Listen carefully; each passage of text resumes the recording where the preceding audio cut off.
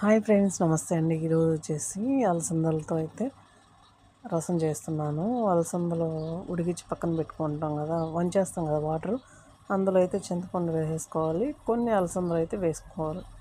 బాగా కలిపేసి పక్కన పెట్టేసుకోవాలి. తర్వాత వచ్చేసి అందులోనే కొంచెం చింతపండు కూడా వేసుకుంటాం కదా, పిప్పి అయితే తీసేసేయండి, ఓకేనా. ఇలా నేనైతే టమాటా ముక్కలు సన్నగా కట్టర్తో అయితే కట్ చేసేసాను.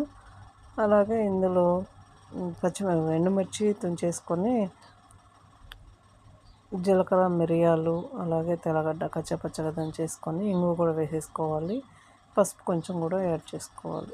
కడాయి పెట్టేసుకున్న ఆయిల్, పోపు దినుసులు, కరివేపాకు, ఎండుమిర్చి ఇవన్నీ బాగా వేగిన తర్వాత ఈ మసాలాన్ని వేసేసుకోవాలి.